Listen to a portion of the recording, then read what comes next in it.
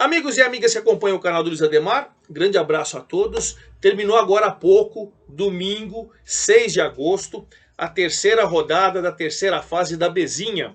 A Bezinha é a última divisão do Campeonato Paulista, né? A federação chama de Sub-23, mas os clubes, os dirigentes, jogadores, chamam de Bezinha. Seria o último piso. Por que seria? Porque até esse ano ela é. A partir do ano que vem nós vamos ter um quinto piso, porque os times que não chegaram até os 16 agora da Bezinha foram rebaixados e vão jogar uma quinta divisão. A federação ainda não denominou, não sabemos se vai ser a Bezinha, B1 e B2, se vai ser uma A4 e uma Bezinha, ou se vai ter outra denominação. Mas enfim, o certo é que a competição começou com 36 clubes, que eram divididos em 6 grupos com 6 times cada um, ida e volta. Classificaram os 4 melhores. Os 4 melhores, num total de 24, vieram para a segunda fase. Os que ficaram, os 12 que ficaram, foram rebaixados, vão para a quinta divisão. Por exemplo, o Paulista de Jundiaí, tradicional paulista. Aí esses 24 foram de novo divididos em 4 grupos, em 6 grupos de 4. E novamente a gente foi turno e retorno dentro dos grupos, se classificando os 2 melhores de cada grupo e mais 4 melhores terceiros colocados. Chegamos aos 16 de agora. Os times que não foram para esses 16 também foram rebaixados. Por exemplo, a dupla de Guarulhos, Flamengo e Guarulhos, foram rebaixados para a quinta divisão também. Só para explicar para vocês. Nessas oitavas de final, terceira fase, você tem mais uma vez 4 grupos com 4 times cada um, jogando nos respectivos grupos ida e volta. E aí os 2 primeiros colocados de cada grupo, não tem melhor terceiro. Os 2 primeiros de cada grupo, num total de 8, vão para as quartas de final. E olha, terminou o turno, ou seja, a terceira rodada. Agora a gente vai ter o retorno, mais 3 jogos. E aí a gente define os 2 primeiros colocados de cada grupo.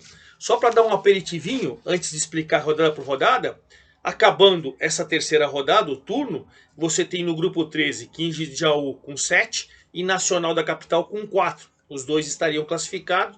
União São João de Araras e Joséense estariam fora.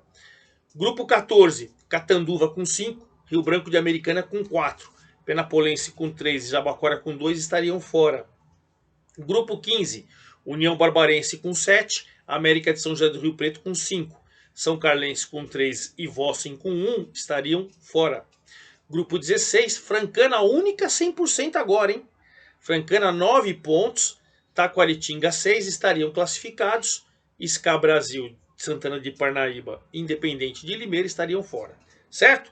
Vou explicar tudo isso, vou passar todos os resultados, vou passar para você quem fez os gols, artilharia, enfim. Mas antes de mais nada, convido vocês a fazer inscrição aqui no canal do Luiz Ademar, ativar o sininho para cada novo vídeo, para que você seja avisado, né?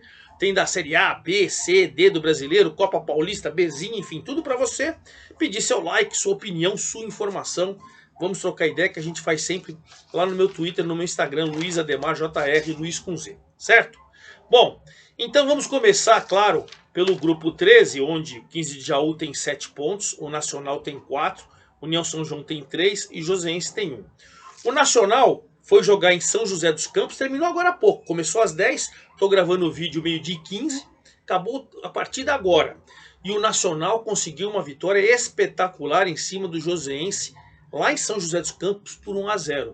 O gol foi do seu camisa 10, o Nicolas, bom jogador, jogo duro, jogo disputado, mas no finalzinho do primeiro tempo o Nicolas fez 1-0, o Joséense tentou atacar um pouco mais no segundo tempo, não conseguiu, o Nacional é bom de marcar, é bom de segurar a pressão, e o Nacional somou 3 pontos, que foi importantíssimo porque ele passou a União São João. Ele ficou na segunda colocação porque a União São João, engraçado, nos 3 jogos desse turno, ele empatou os 3, tem 3 pontos. Ontem, evidentemente, ele jogou com um time forte, o 15 de Jaú, que para mim é um dos candidatos ao título, né? O 15 de Jaú faz 1-0 com o Mikael logo aos 8 do primeiro tempo, mas ainda no finalzinho do primeiro tempo, o Toninho de cabeça empata. Segundo tempo duro, também muito disputado, e acabou União São João lá em Araras 1, 15 de Jaú 1. O 15 perdeu 100%. Nessa fase, né? Mas segue tranquilo na liderança, 7 pontos. O Nacional, que venceu no domingo, porque o jogo do União São João e do 15 de Jaú foi no sábado. Acabou de vencer agora o Nacional passou a União São João e virou o segundo colocado, né? 15 de Jaú 7, Nacional 4, hoje estariam classificados. União São João 3, Joseense 1. Detalhe, agora a quarta rodada, a primeira do retorno, né? São 6 rodadas, a quarta rodada, você vai inverter. Só isso. É o mesmo confronto invertido. Por exemplo, o 15 de Jaú vai receber em Jaú o União São João. Esse jogo vai ser às 15h30 do próximo sábado, dia 12/8. No próximo sábado a gente vai ter 7 partidas e só uma no domingo. Então, 15h30 em Jaú, 15 de Jaú e União São João. Importantíssimo esse jogo, porque se o 15 de Jaú vence, praticamente se classifica, né? União São João, dependendo do resultado do Nacional, pode ficar complicado. Enfim, jogo importantíssimo de dois times que já disputaram o Paulistão, 15 de Jaú e União São João. E aí, no sábado, às 3 da tarde, na Comendador Souza, aqui na capital, o Nacional recebe o Joseense. Ou seja, vamos pegar um exemplo. Se os dois que estão pontuando, 15 de Jaú 7, Nacional 4, vence, aí eles ficam praticamente classificados, dão um passo importantíssimo. Então até para o União São João e para o Joseense, que sábado que vem vão jogar fora de casa, é tudo ou nada. Bem importante essa situação. Vamos para o grupo 14 então, que é o grupo mais equilibrado da competição. Catanduva 5, Rio Branco 4, Penapolense 3, Jabaquara 2. Eu só diria que está um pouquinho complicado para o Jabaquara, porque ele jogou 2 em casa, perdeu uma e empatou outra. Mas o Jabaquara joga bem fora de casa, ele chegou a ficar invicto até quase a última rodada da primeira fase. Então até por isso 5-4-3-2 está tudo aberto, tudo aberto. O Catanduva assumiu a liderança fora de casa, vencendo o líder Rio Branco, lá em Americana. Olha que você vê que equilíbrio, o Rio Branco vinha liderando o grupo e tal. Catanduva foi lá com o gol do Thiaguinho aos 47 do primeiro tempo, venceu e tirou a liderança do Rio Branco. Catanduva assumiu a liderança, mas mesmo perdendo, o Rio Branco não perdeu a vice-liderança, ou seja, ele está na zona de classificação. Por quê? Porque o Penapolense, né, o Penapolense acabou empatando.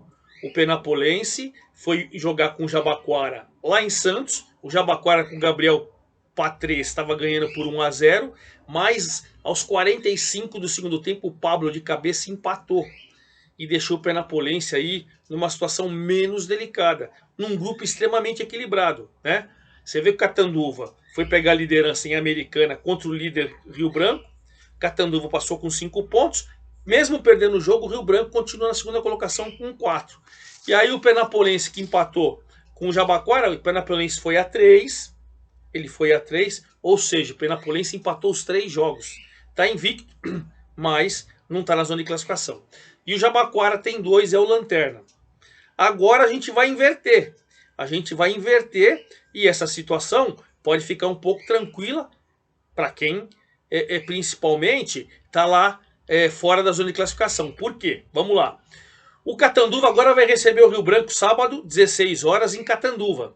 Sábado agora, dia 12/8.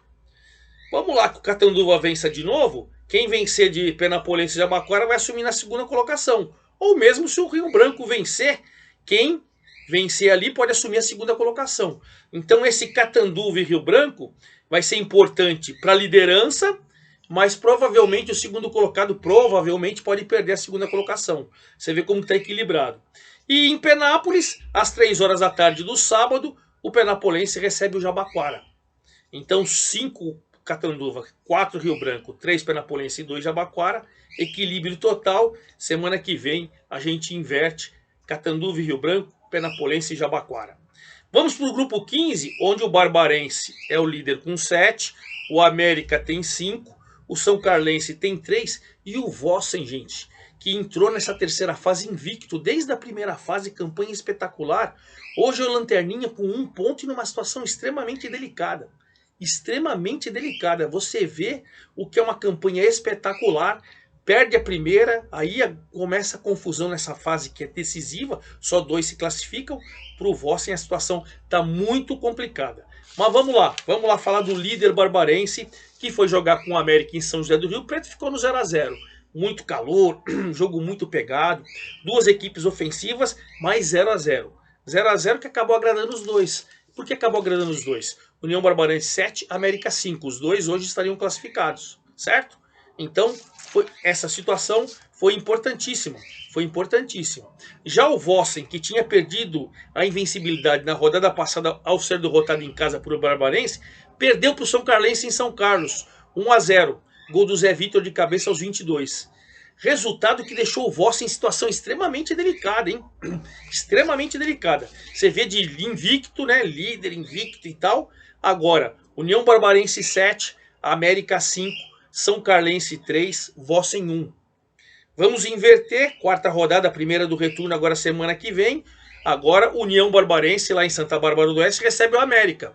E aí pode ser importante para o São Carlense. Se ele voltar a vencer o Vossen lá em Assis, ele pode roubar a segunda colocação, né? Agora, se o Vossen quer continuar brigando pelo acesso, né? Ele vai ter que vencer o São Carlense, pelo menos fazer 4, assumir a terceira colocação e nas próximas rodadas brigar para entrar no G2. Então, rodada decisiva semana que vem também. União Barbarense e América no próximo sábado, dia 12/8, às 15 horas. E aí a gente tem o Vossen no domingo, único jogo do domingo. Domingo 13/8, lá em Assis, 10 da manhã, Vossen e São Carlense. E vamos finalizar o nosso grupo 16, onde o único time 100% agora, após 3 rodadas, após o término do turno, é a Francana.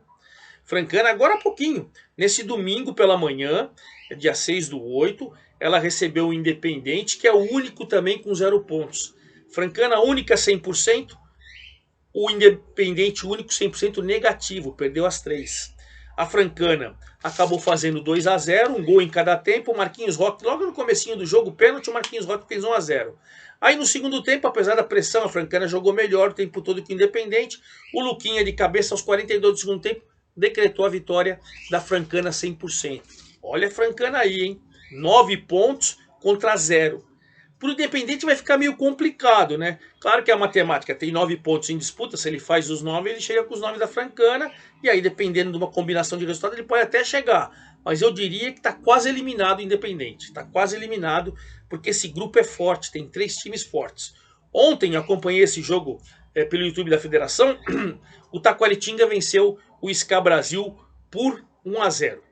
Jogo muito difícil, jogo muito parelho. Eu achei até que iria caminhar para o empate quando o Marcos fez 1 a 0 aos 25 do segundo tempo. Aos 25 do segundo tempo. Depois o SK Brasil perdeu 2 gols incríveis e o Taquaritinga dentro de casa com o apoio da sua torcida apaixonada e tal, conseguiu uma vitória maravilhosa. Francana 9, Taquaritinga 6. SK Brasil 3. O SK Brasil que está invicto na sua casa. E aí na sua casa ele vai receber a Francana e o Taquaritinga no retorno. Então aí que tá, ele só vai sair para jogar fora com o Independente.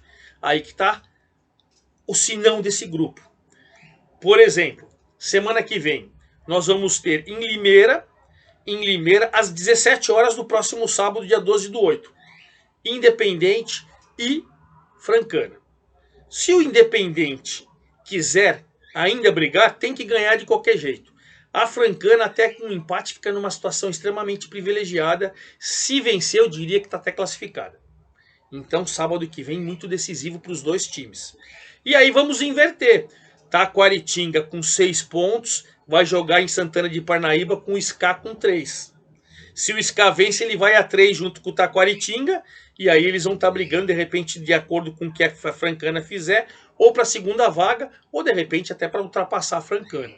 Veremos, semana que vem a coisa vai pegar fogo realmente, que já é a quarta rodada, a primeira do retorno, quarta das 6.